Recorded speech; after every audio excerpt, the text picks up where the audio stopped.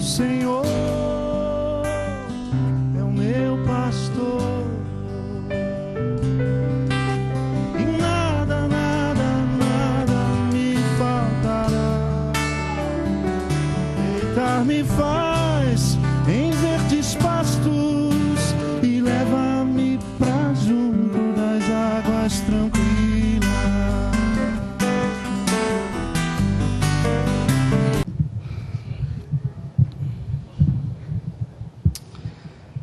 Queridos irmãos e irmãs, que a graça e a paz de Jesus esteja sobre nós nessa manhã. Amém?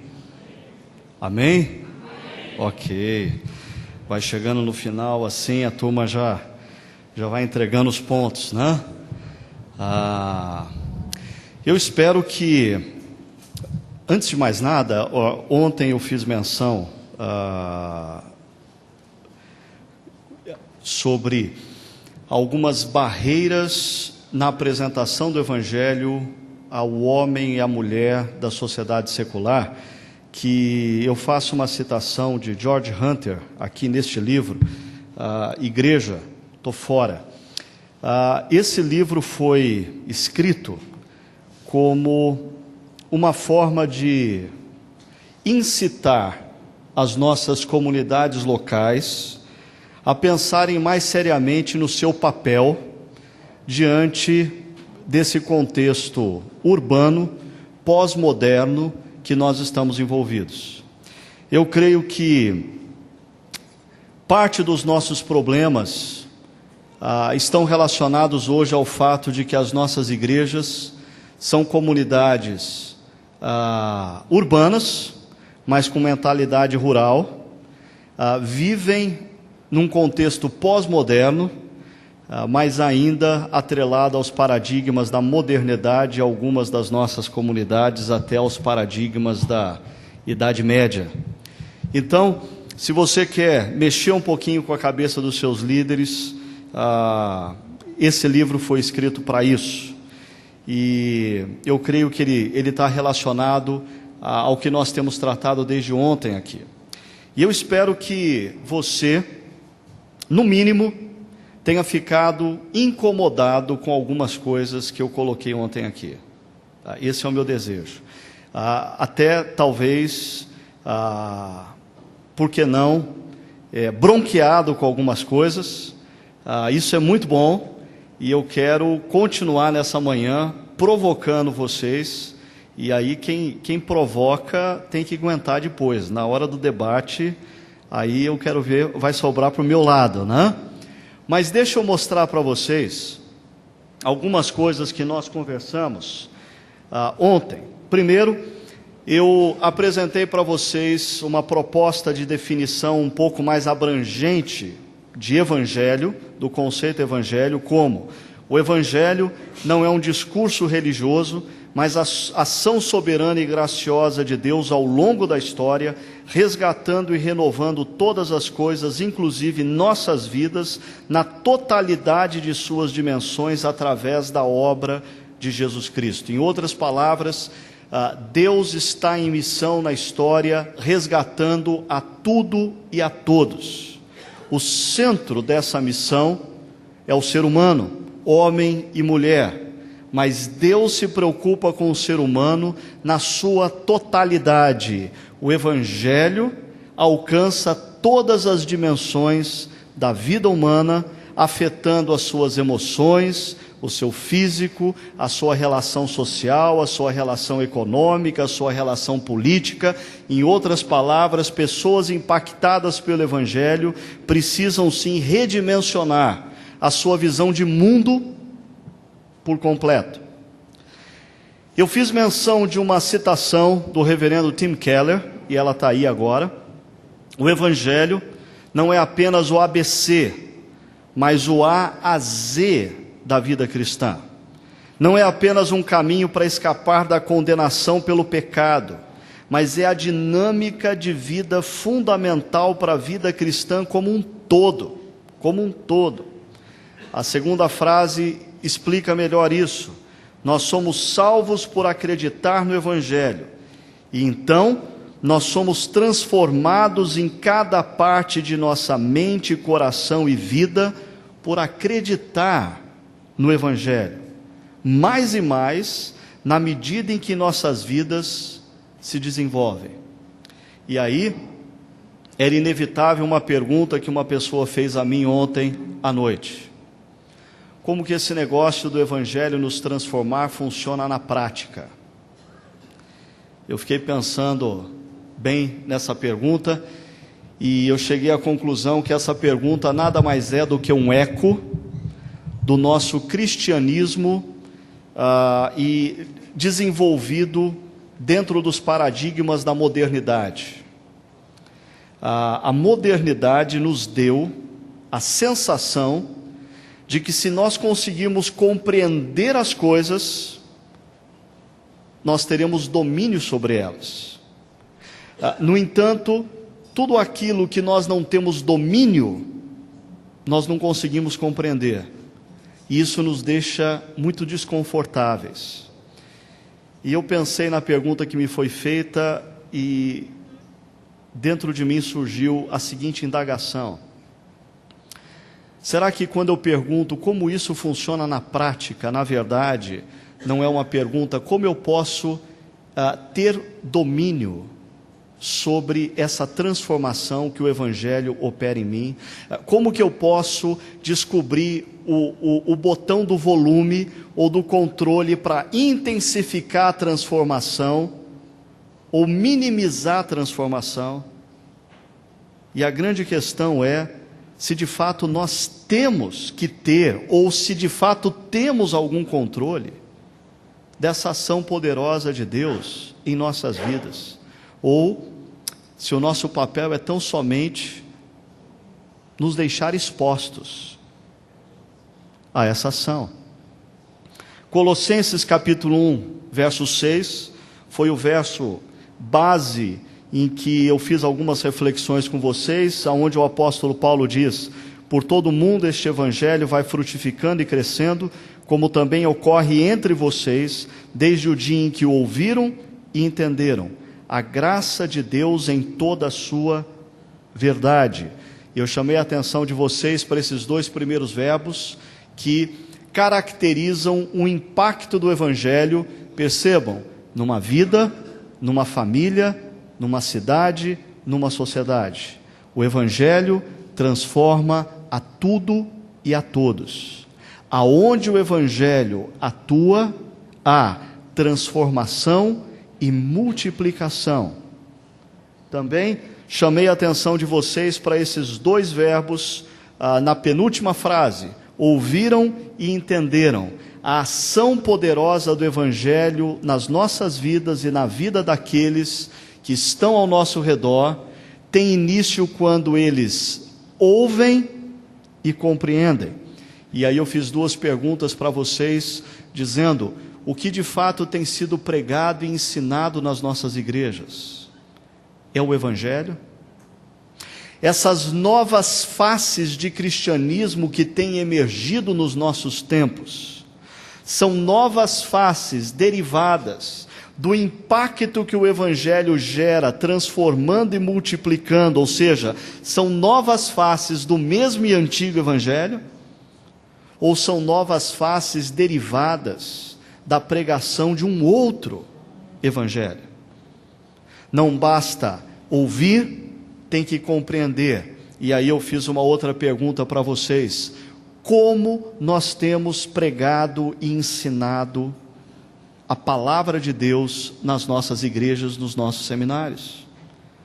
Nós temos feito a lição de casa como bons exegetas da palavra? Bons exegetas produzem pregações com integridade na relação com o conteúdo bíblico. Mas a segunda parte da lição de casa é: nós temos sido bons exegetas da cultura que nos cerca? Bons exegetas da cultura conhecem os dilemas, as indagações, as questões daqueles que estão à sua volta, e quando eles ensinam e pregam a palavra com integridade, eles ensinam e pregam também com relevância. A graça de Deus em toda a sua verdade. E eu disse a vocês, finalizando ontem à noite, que esse conceito graça, por mais que nós o usemos e trabalhemos com ele nos nossos seminários, nas nossas igrejas, nos nossos grupos de reflexão, eu continuo a achar que o conceito graça, na nossa cultura religiosa brasileira, é um conceito altamente desconfortável. Nós nos sentimos muito mais confortáveis com projetos de autojustificação do que com projetos de graça, de graça. Tem até um dito popular brasileiro que diz: quando a esmola é demais, até o santo desconfia. É assim que age ou pensa o brasileiro, especialmente aqueles envolvidos pela ideologia espírita, ou mesmo alguns da ideologia católica romana, quando nós apresentamos o Evangelho com integridade e com relevância. É muito bom para ser verdade. E o que eu tenho que fazer?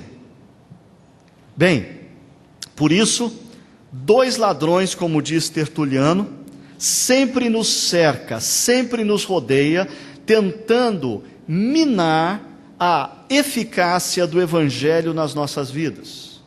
Por um lado, ele diz acerca do ladrão da religiosidade, por outro, o ladrão da licenciosidade. Deixa eu aprofundar um pouquinho a reflexão acerca desses 2 ladrões, dizendo 2 coisas iniciais para vocês. Primeiramente, só enfatizando o que eu já disse ontem à noite, eu creio que, por alguma razão, a nossa reflexão aqui desembocou numa polarização entre tradicionais históricos e outros. Quem são os outros? Os neopentecostais, as novas comunidades alternativas, um fenômeno que aqui no Brasil ainda não é grandemente conhecido, mas nos Estados Unidos cresce o movimento chamado Emerging Church, e muita coisa vem nesse pacote, muita coisa. No entanto, eu queria sugerir para vocês que esses 2 ladrões, eles não são exclusivos de nenhum desses 2 lados ou dessas polarizações que nós criamos aqui. Esses 2 ladrões, em suas versões diferentes, estão presentes em todo e qualquer movimento, seja ele caracterizado como uma nova face do cristianismo, seja ele caracterizado como uma velha, antiga e bem conhecida face do cristianismo.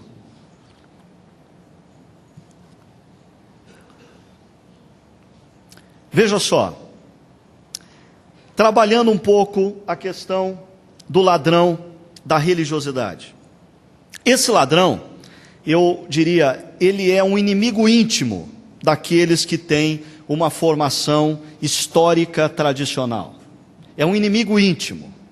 Ele dorme lado a lado com a gente a cada dia. Como eu disse ontem, muitas vezes nós reconfiguramos a nossa mente e o nosso coração para trabalharmos funcionalmente nas bases do Evangelho, mas logo em seguida nós nos pegamos trabalhando nas bases da autojustificação. Por quê?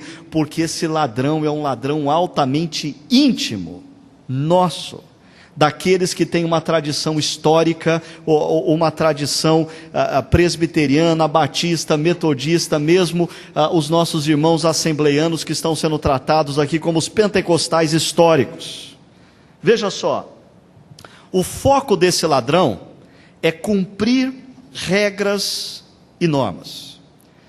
Toda a espiritualidade da pessoa, se é que nós podemos chamar isso de espiritualidade, baseia-se na obediência de determinadas regras e normas. No contexto da espiritualidade cristã, parte dessas regras e normas estão baseadas em princípios e valores bíblicos, como nós precisamos estar em comunhão com Deus, nós precisamos ler e refletir nas Escrituras, nós precisamos conversar com Deus através da oração.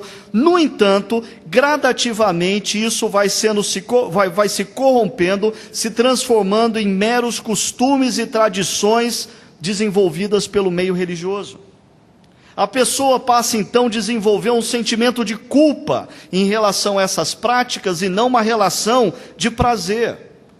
Por outro lado, a pessoa começa a atribuir a várias dessas práticas um valor, como se ela cumprir todas essas práticas, a oração dela vai ter mais valor diante de Deus. Deus vai ficar mais alegre com ela, porque ela tem lido a Bíblia, orado todo dia e não tem faltado na igreja. Qual a base teológica, bíblica, para nós afirmarmos que a alegria de Deus em nós reside no que nós fazemos e não no que Cristo fez por nós? Além disso, a motivação desse ladrão é ser aceitável diante de Deus. Então, toda a fonte de motivação da pessoa em ler a Bíblia, em orar, em ir na igreja, a fazer tudo direitinho, a continuar casado com a mesma mulher, a ser um bom pai, a ter adesivo evangélico no carro, a só ouvir música gospel, assim por diante, tem a ver com essa ideia de que eu preciso conquistar a admiração de Deus. Interessante que isso mexe um pouco com os as bases da nossa própria infância, porque eu diria que uma infância sem demonstração de amor e reconhecimento por parte dos pais, ou dos adultos que estavam à volta de uma criança, muitas vezes pode ser uma grande fonte de alimentação desse sentimento, de buscar a admiração também de Deus. Pessoas que não eram acolhidas na infância por seus pais, que não eram valorizadas pelos adultos à sua volta, desenvolvem mecanismos altamente estressantes de buscarem o tempo todo a aprovação não apenas daqueles que o cercam, mas também do Deus com quem essa pessoa se relaciona. A busca dessa aceitação e admiração se transforma numa religiosidade obstinada, numa religiosidade doentia, numa religiosidade insana, marcada e caracterizada pelo ativismo. As mudanças ocorrem através da disciplina e esforço pessoal. Eu tenho que fazer. Os meios utilizados pela pessoa a fim de alcançar esse padrão exemplar acima da média é essa determinação mental, sublimação emocional, obstinação comportamental, através das mais variadas formas para se superar os limites e aniquilar erros, construindo um ser humano que nem mesmo Deus será capaz de recusar. Esse esforço leva o indivíduo a ficar subjugado por essa obstinação, tanto no seu aspecto emocional, e ele vive no seu aspecto emocional um constante pêndulo entre a culpa por não conseguir atingir o padrão e o orgulho por atingir o padrão. E nos dois pêndulos, ele desenvolve enfermidades. A mensagem que esse ladrão constantemente ecoa nas nossas mentes e corações é: cuidado, Deus está olhando. Deus é uma espécie assim de guarda noturno londrino, rodando o seu cacetete, andando pela neblina das ruas, à espreita para pegar alguém fazendo coisa errada. É essa imagem de Deus que esse ladrão imprime nas nossas mentes. Deus está constantemente a nos observar, pronto a nos dar uma pancada. Tudo o que acontece de mal na nossa vida é decorrente com certeza de algum pecado, segundo essa lógica. A tendência é uma vida de verdade sem graça, porque essa imposição rigorosa que o indivíduo faz sobre ele mesmo, começa a torná-lo alguém também duro e rigoroso para com os outros. Sabe aquela coisa do sujeito? O sujeito trabalhou, carteira registrada, 35 anos, ganhou mal, mas 35 anos, carteira registrada, não ousou nada, mas 35 anos sem saber o que é desemprego, se aposentou, meio miserável, mas se aposentou, há 50 anos com a mesma mulher, tem lá os seus filhos. Só que você percebe que esse indivíduo se revolta quando na igreja ele se depara com um sujeito que diz: eu não tenho carteira assinada, eu sou freelance. Ou o sujeito que resolve viver uma aventura com uma outra mulher, largando a mulher com quem ele está casado há 10 anos.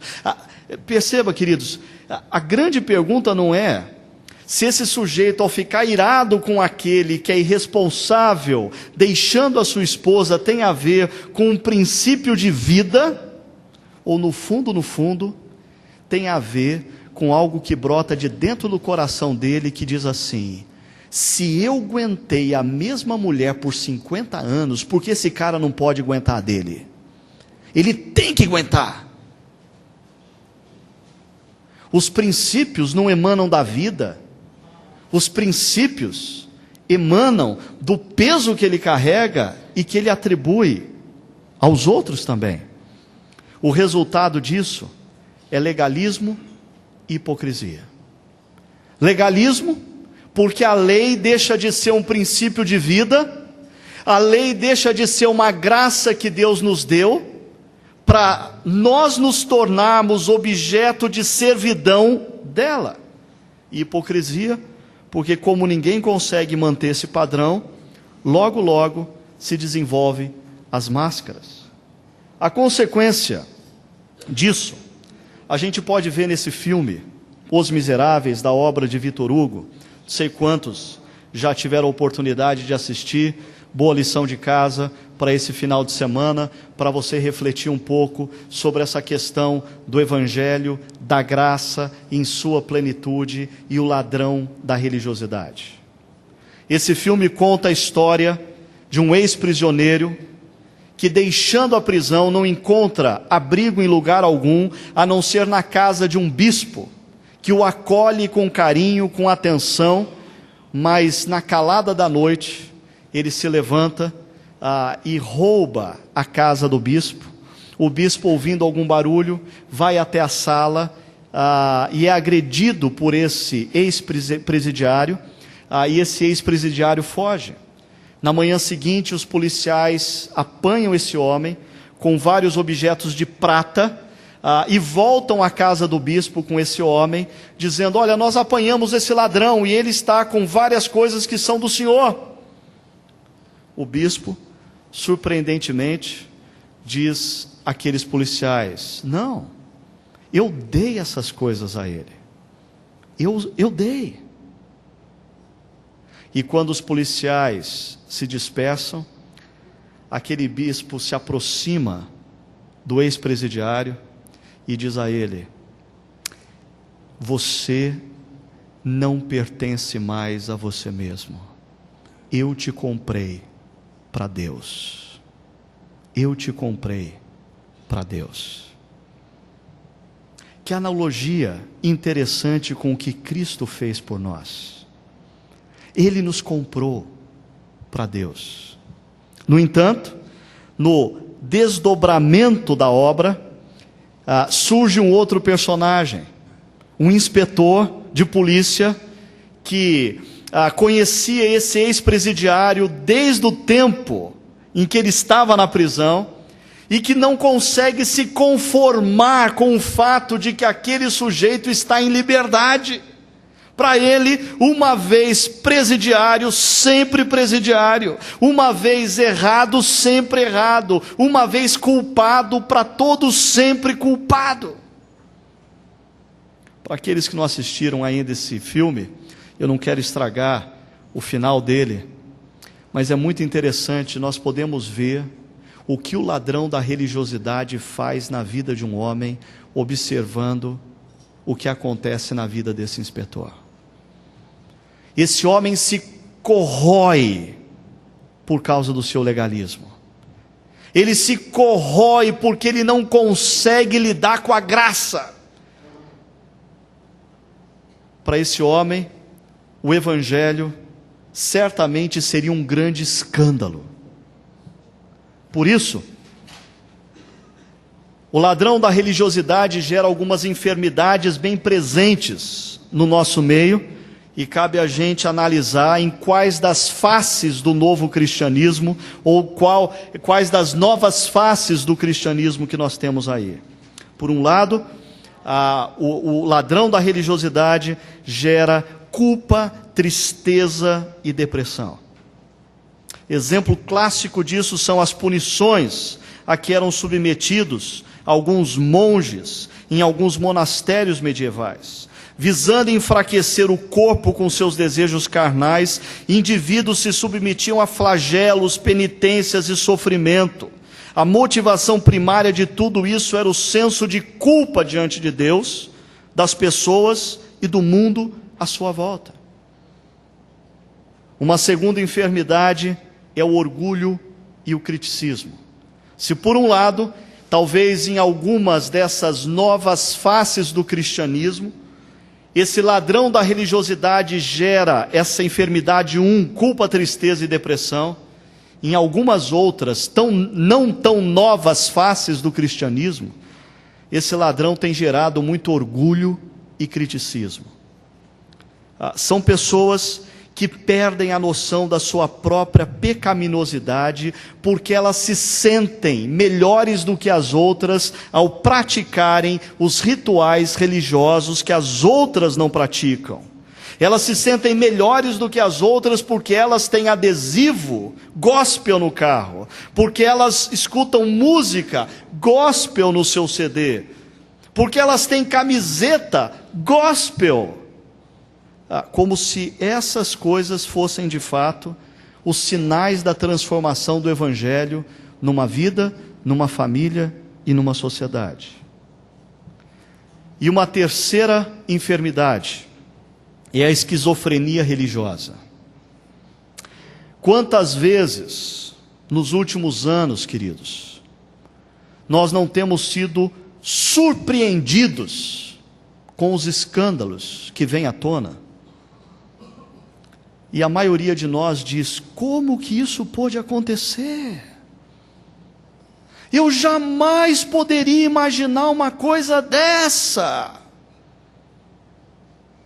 Sabe por quê?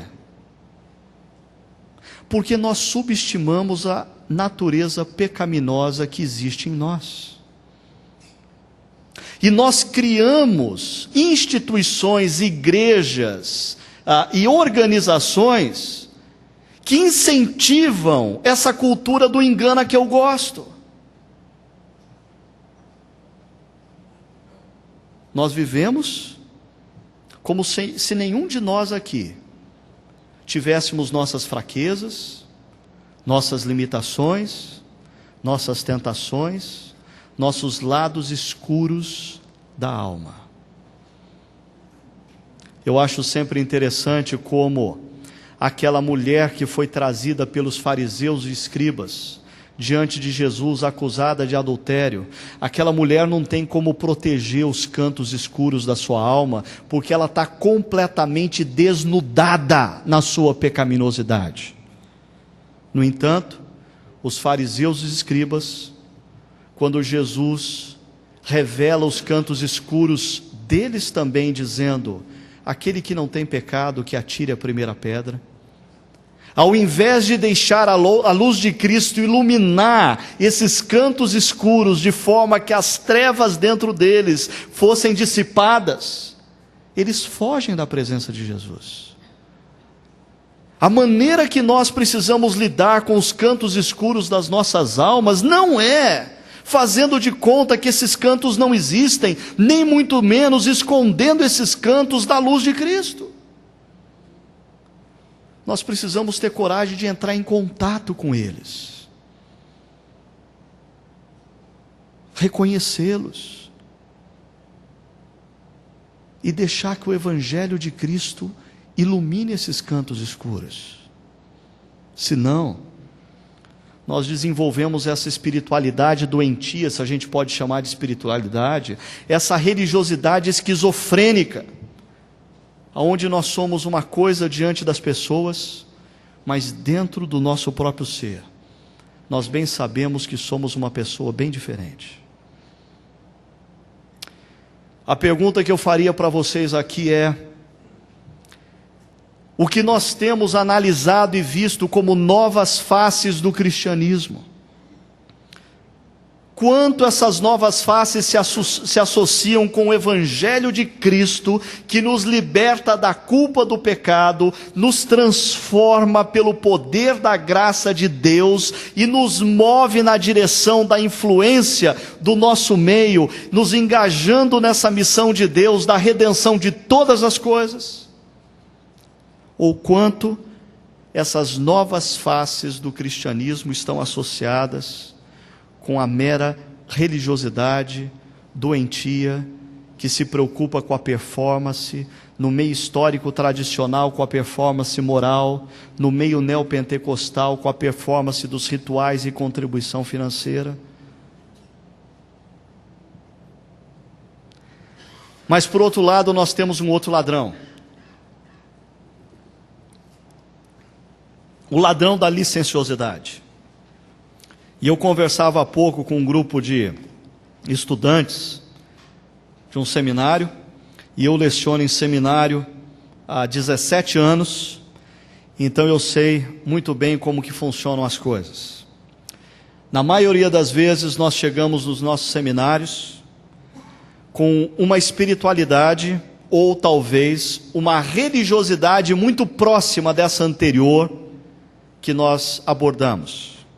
Aí, os nossos professores começam a nos chamar de ingênuos, de inocentes, começam a desacreditar as Escrituras diante de nós, começa a ridicularizar as práticas devocionais nas nossas vidas e dizer para nós que tudo isso é coisa do passado, coisa de gente ingênua, coisa de gente que ainda não entendeu a liberdade. E aí, nós caímos na mão de um outro ladrão, o ladrão da licenciosidade. Deixa eu mostrar uma coisa para vocês antes de apresentar as características. Eu diria que, mais uma vez, quando em um determinado momento do nosso congresso nós polarizamos as novas faces entre tradicionais históricos e neopentecostais, nós nos esquecemos de uma outra nova face que nós temos no Brasil, no meio evangélico ou no cristianismo brasileiro, que é também o liberalismo teológico. O liberalismo teológico já se faz presente na maioria das nossas denominações, já se faz representado dentro dos grandes seminários brasileiros, especialmente daqueles das denominações históricas tradicionais. E esta é também uma nova face que nós precisamos avaliar. Se é uma nova face condizente ao Evangelho de Cristo, nós devemos encorajá-la. Se é uma nova face que apresenta um outro evangelho, nós precisamos profeticamente confrontá-la. Senão, nós simplesmente absorvemos a ética do mundo pós-moderno, da colagem, onde nós temos que simplesmente aprender a viver com todo mundo, e todo mundo tem parte da verdade, todo mundo tem um pouco de mentira, e toca o enterro, segue em frente. Eu diria que a licenciosidade, na sua versão mais light, faz com que cristãos rendidos por esse estilo, antes eles tinham uma prática de ler a Bíblia todo dia, senão Deus castiga, ir aos cultos ou missas todo domingo, senão Deus não abençoa, envolver-se no maior número de atividades da igreja, senão Deus não vai se agradar dele. Aí ele migra para o seguinte modelo, um modelo: leio a Bíblia quando dá, frequento a igreja quando eu quero, e envolvo no serviço aos ministérios da igreja quando me convém. Mas na sua versão mais heavy, não light, heavy, esses cristãos rendidos a esse ladrão, abandonam por completo as Escrituras como fonte de autoridade, as práticas devocionais como fonte de vida, e a igreja como a comunidade redimida pelo sangue de Jesus. Se o ladrão da religiosidade tem como foco cumprir regras e normas, o ladrão da licenciosidade nos convida a uma vida sem compromissos. Você já percebeu como a nossa sociedade é caracterizada pela ausência do compromisso, e as relações gradativamente vão se movendo na direção da informalidade? Os nossos casamentos não são mais no papel, são informais. O emprego não é mais na carteira, é informal. A nossa relação com a igreja não é mais de membresia, é uma relação informal. A nossa relação com Deus não é mais rigorosa, rígida como era a da religiosidade, é uma relação informal. A motivação é ter prazer em si mesmo. E aqui é um antagonismo do que na espiritualidade cristã nós encontramos como a essência da motivação, que é a busca do prazer em Deus. A busca do prazer em Deus.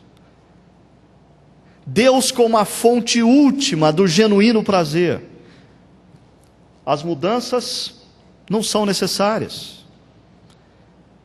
A mensagem desse ladrão é: relaxe, Deus existe para você. Não é você que existe para Deus, Deus existe para você. Deus está ao seu serviço. Deus pode ser comprado com o seu dinheiro. Deus pode ser comprado com meros rituais.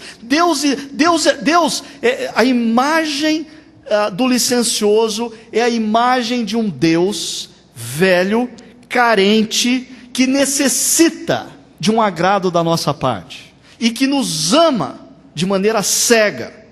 Falta, na visão do licencioso, a ideia do Deus justo.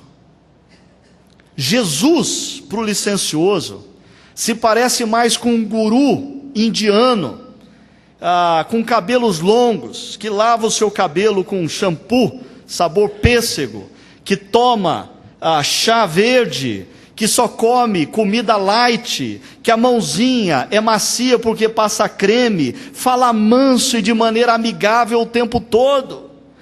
E culpa dessa visão somos nós, é nossa.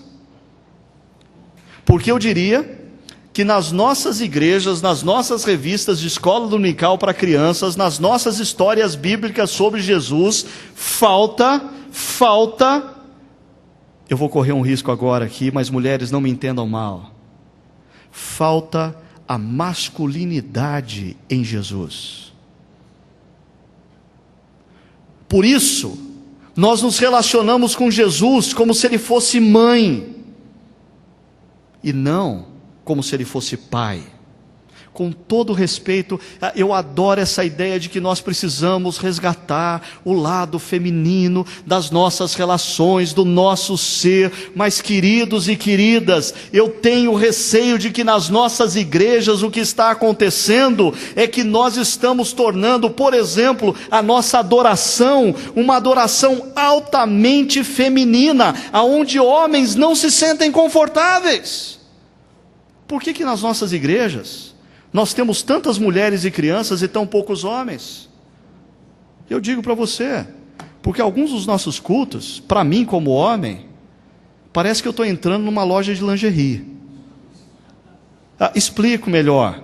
Quando eu entro numa loja de lingerie, eu tenho que confessar um negócio, eu já entrei em loja de lingerie, mas eu não vi a hora de sair. Eu não sei o que eu posso encostar, eu não sei o que eu posso olhar. Eu fico completamente desconfortável dentro de uma loja de lingerie. Eu entro porque eu quero comprar um presente para minha esposa, mas eu não vejo a hora de sair.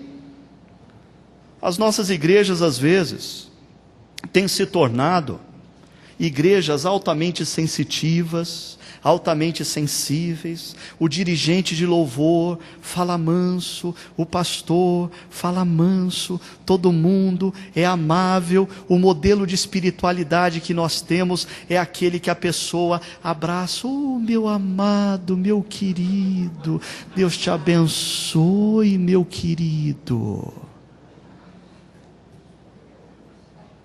Você já parou para pensar se Jesus, o palestino que viveu há 20 anos atrás, carpinteiro, trabalhou 30 anos na carpintaria do pai dele, andava debaixo do sol escaldante da Palestina e não usava protetor solar sandal? Como que Jesus se apresentava? Mas por que a gente está falando disso? Porque a mensagem do ladrão da licenciosidade é essa mensagem de um Deus carente, de um Jesus frágil e humilde. E deixa eu falar uma última coisa sobre isso aqui com vocês. Com certeza, Jesus se manifesta na história como homem frágil e humilde. No entanto, eu diria que toda cristologia baseada tão somente no Evangelho é uma cristologia doente, enferma e raquítica. Porque a cristologia começa no Evangelho do Jesus encarnado, frágil, humilde, que é morto numa cruz e ressuscita no terceiro dia. Mas aí a cristologia consistente termina em Apocalipse, aonde João tem a visão de Jesus sobre um cavalo branco, guerreiro, justiceiro, que está pronto para intervir na história, porque ele está irado contra a pecaminosidade humana, irado contra as injustiças, irado contra a opressão. Os olhos de Jesus em Apocalipse 17 estão vermelhos. Ele tem uma capa de capitão, ele coordena um comando de exército que vai invadir a história para agora fazer justiça. Esse Jesus falta na visão do licencioso.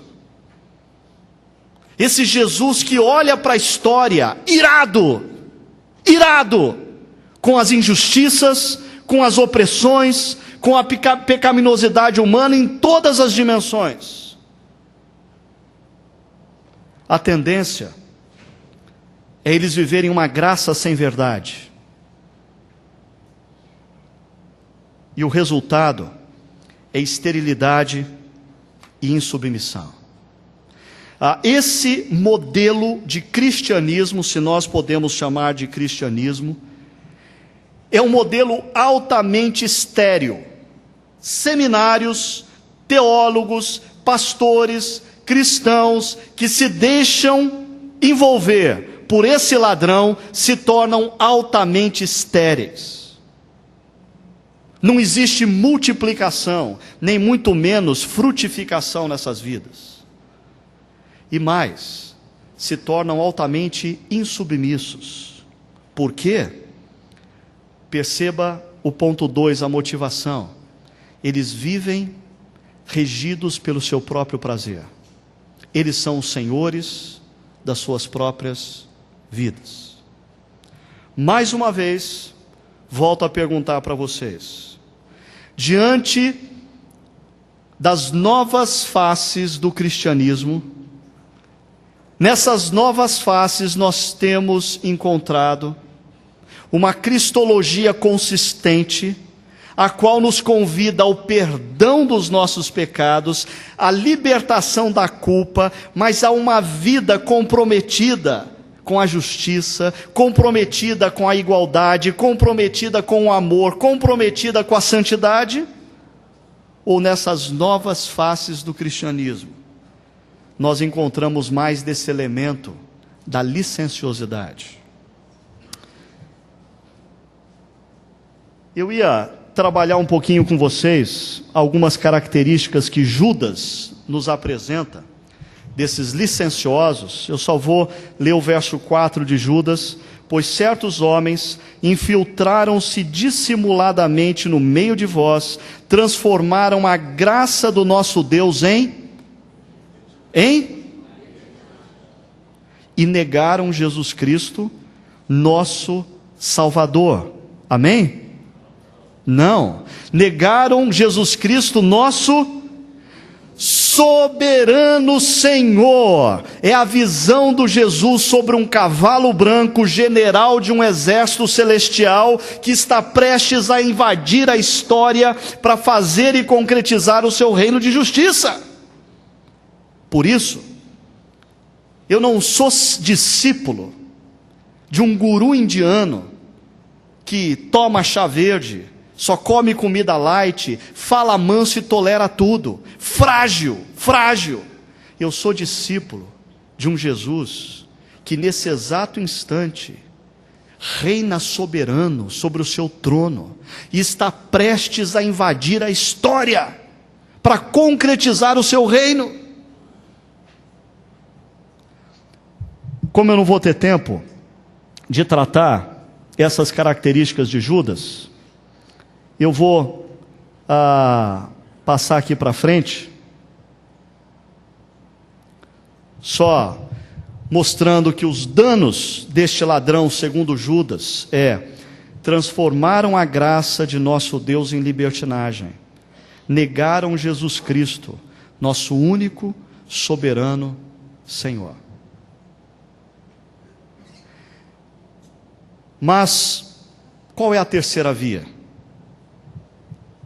O que o Evangelho produz numa vida, para daí então nós termos com mais exatidão um referencial de análise das novas faces do cristianismo.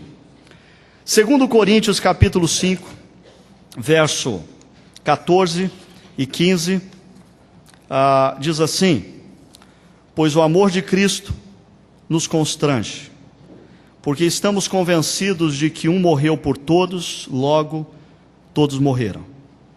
E ele morreu por todos, para que aqueles que vivem já não vivam mais para si mesmos, mas para aquele que por eles morreu e ressuscitou. O cerne do Evangelho de Deus não reside no que nós devemos fazer, religiosidade, ou no que nós desejamos fazer, licenciosidade. O cerne do Evangelho de Deus reside no que Jesus fez por nós. Ponto final. A minha confiança no que Jesus Cristo fez por mim é o cerne do Evangelho de Deus. No entanto, na medida em que eu contemplo o que aconteceu naquela cruz, na medida em que eu ganho consciência de quão grande foi o preço pago naquela cruz, o texto diz que eu sou constrangido, não pelo poder de Cristo. Cristo não usa o seu poder para me constranger. O poder de Cristo será manifesto na sua segunda vinda para concretizar o seu reino. Jesus me conquistou pelo seu amor. O amor de Cristo me constrange a não viver mais para mim mesmo, mas para Ele. Com isso, eu estou sugerindo que o que nos alimenta como cristãos, dia após dia, e o que nos move à transformação, dia após dia, é a imagem do que aconteceu naquela cruz, a consciência de quem nós somos, e, consequentemente, a consciência de quão grande foi o preço pago por mim. O texto continua dizendo: de modo que, de agora em diante, a ninguém mais consideramos do ponto de vista humano, do ponto de vista visível. Ainda que antes tenhamos considerado Cristo dessa forma, agora já não o consideramos assim. Portanto, se alguém está em Cristo, é nova criação. Interessante, o mesmo termo que aparece lá em Apocalipse, novo céu, nova terra, nova criação, aparece aqui dizendo que aquele que compreende o que aconteceu naquela cruz, aquele que acolhe no seu coração o que aconteceu naquela cruz, imediatamente passa a fazer parte desta nova criação que Deus está fazendo ao longo da história da salvação. A minha vida se torna uma espécie de avant-première do que virá. A minha vida passa a carregar os sinais da nova criação que está por vir. Assim, a comunidade daqueles que são possuídos pelo Evangelho deve também manifestar os sinais do novo céu e da nova terra que essa comunidade espera. Portanto, se alguém está em Cristo, é nova criação, as coisas antigas já passaram. Eis que surgiram coisas novas. O Evangelho de Deus é algo novo, são boas novas. Diante do Evangelho de Deus, a nossa visão de mundo tem que ser completamente redimensionada, porque Deus começou a fazer em nós algo completamente novo. Novo. Eu não tenho mais que ficar administrando minha vida em relação às forças do passado que me oprimiam. Agora eu quero ser regido pelo amor de Deus na minha vida, me movendo aos valores e princípios dessa nova criação. Tudo isso provém de Deus.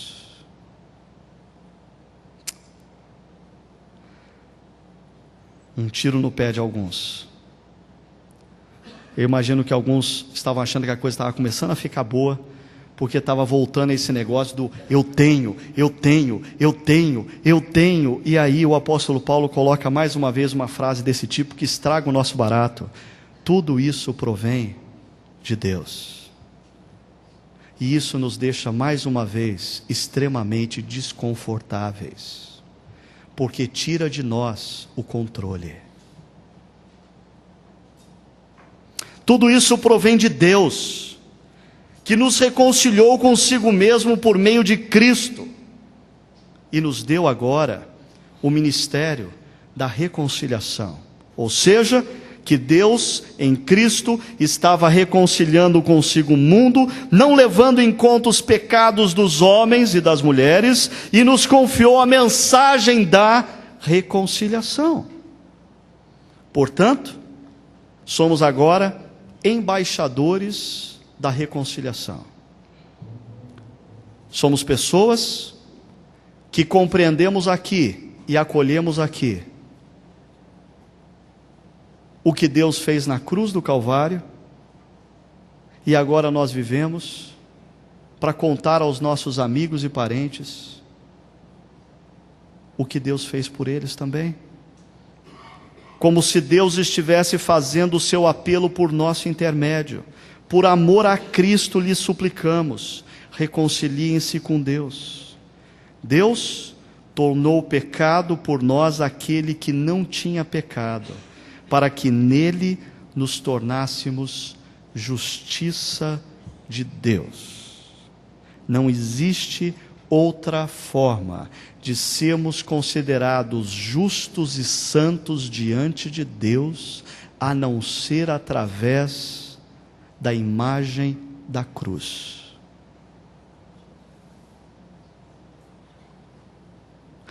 E somente a compreensão e a reflexão do que aconteceu naquela cruz é capaz de nos constranger a uma transformação movida pelo Espírito Santo de Deus, poder de Deus em nós. Assim, se você tem esses dois quadros, eu termino mostrando para você o que o Evangelho faz. Se o ladrão da religiosidade exige o cumprimento de normas e regras, e o da licenciosidade, a vida sem compromissos, o Evangelho nos convida, tem o seu foco no render-se ao amor de Deus. Renda-se ao amor de Deus, renda-se, exponha-se ao Evangelho de Deus, derrame-se diante daquela cruz. Mais uma vez volto à imagem daquela mulher que foi pega, surpreendida no adultério. Ela está diante de Jesus e, devido ao fato da sua pecaminosidade ter sido aflorada e desnudada, ela não tem outra opção a não ser se render ao amor de Jesus. O grande problema é que os fariseus, os escribas, confiam tanto na possibilidade deles serem justos, que eles resistem a simplesmente se renderem ao amor de Jesus ao lado daquela mulher. A motivação é a gratidão ao amor de Deus, é o constrangimento gerado pela reflexão acerca do amor de Deus. Queridos, nesse aspecto, eu creio que falta a nós, teólogos, pastores e líderes, formados pelas categorias da modernidade, as práticas espirituais que muitos homens e mulheres de Deus no passado usaram. Bernardo de Clairvaux dizia que aquele que quer simplesmente falar de Deus funciona como um canal, aonde as coisas de Deus passam por ele, mas nada fica. Por isso ele fazia uma opção, ele dizia na sua oração: Deus, eu não quero ser um canal, eu quero ser um reservatório, eu quero ser um reservatório do seu amor, eu quero me encher do seu amor, eu quero refletir e sentir o seu amor, eu quero estar tão encharcado do seu amor a ponto desse reservatório transbordar. E Bernardo de Clairvaux dizia que o ministério dele fosse fruto desse transbordar, porque se fosse fruto do transbordar, ele poderia abençoar, sem em momento algum deixar de ser abençoado, amar, sem em momento algum deixar de se sentir amado. Falta-nos, queridos, o resgate dessa teologia que culminava na oração, e dessa oração que gerava compêndio teológico. Houve um tempo que fazer teologia e orar eram sinônimos. Homens que oravam escreviam textos lindíssimos de teologia, e diante de aulas fantásticas de teologia, os alunos eram levados a orar.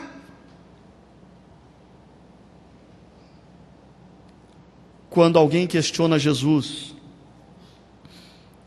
qual é o maior mandamento? Ele responde: amarás o Senhor teu Deus de todo o teu coração. É o centro de Deuteronômio. Amarás o Senhor teu Deus de todo o coração. O amor a Deus nos move à transformação. Mudanças decorrentes do poder de Deus em nós, o Espírito Santo que habita em nós. A mensagem é: você é amado, deixe-se transformar. À medida em que você se convence de quanto Deus lhe ama, quão incondicional é o amor de Deus por você, todo medo se dissipa.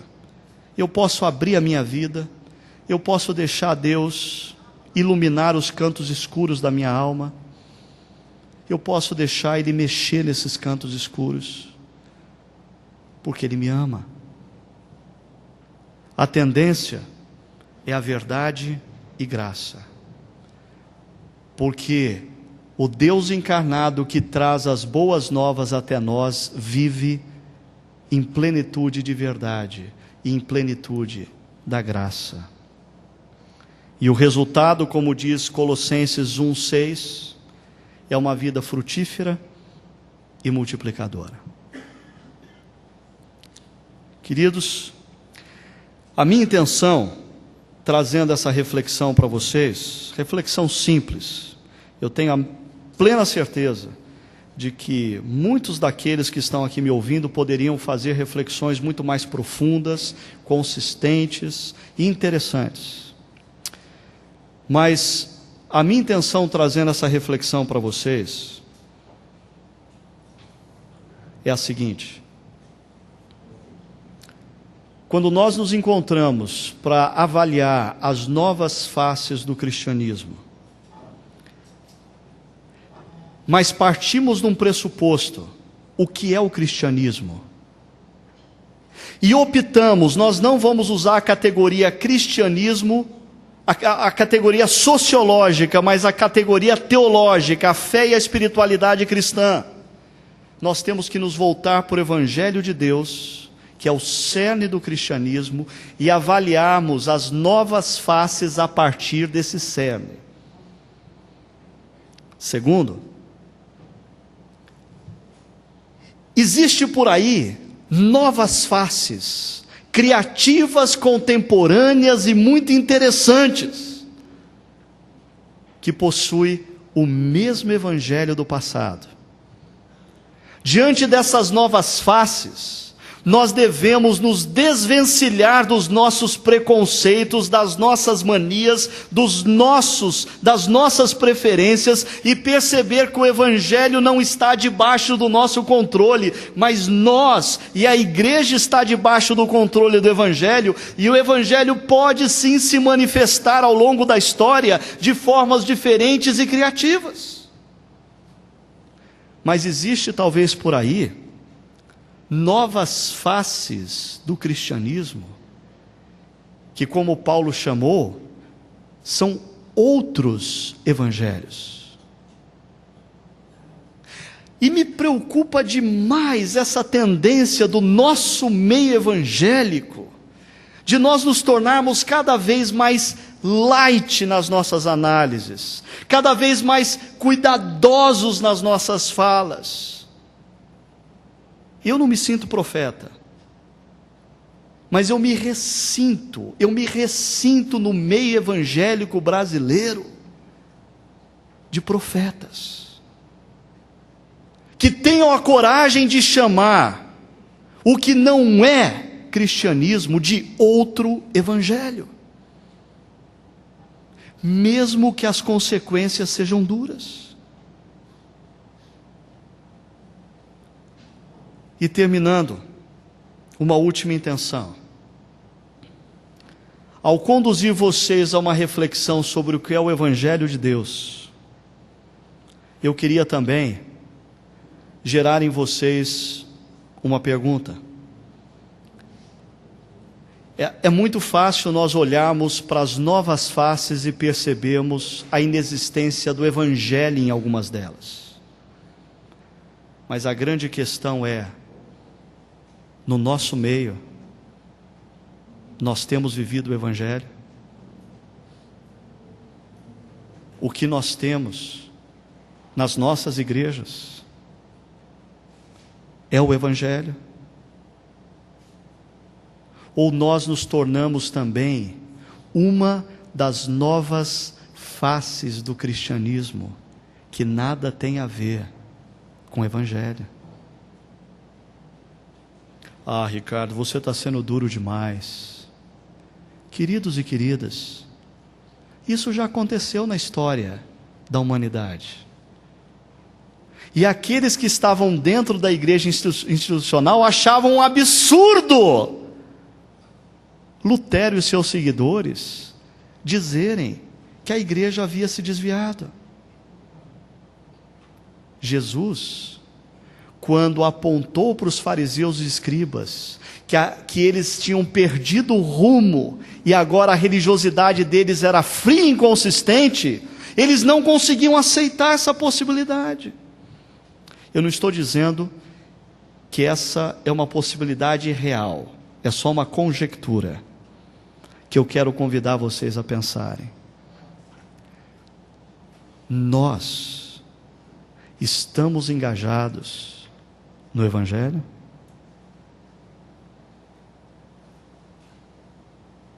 Eu queria terminar com uma oração.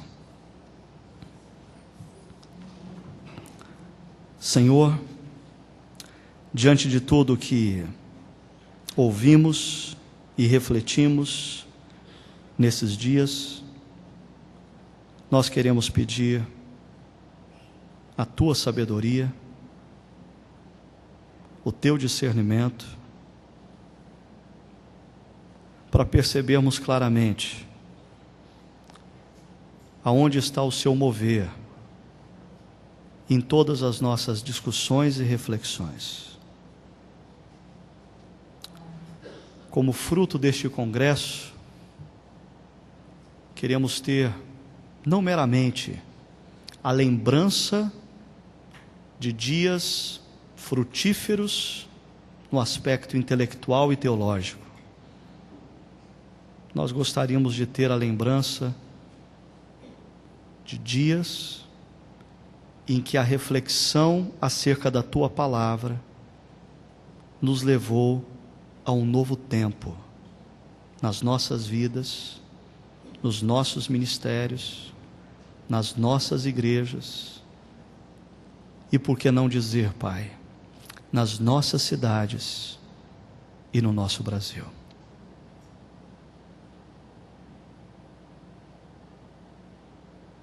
Dá-nos uma visão clara do quão próximos e envolvidos nos encontramos do Teu Evangelho,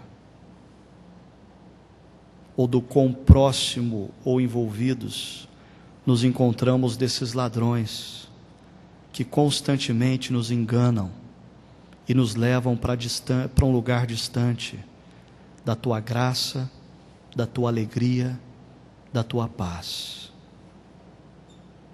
Nós oramos, nos rendendo diante de Jesus, o nosso Salvador e o nosso soberano Senhor,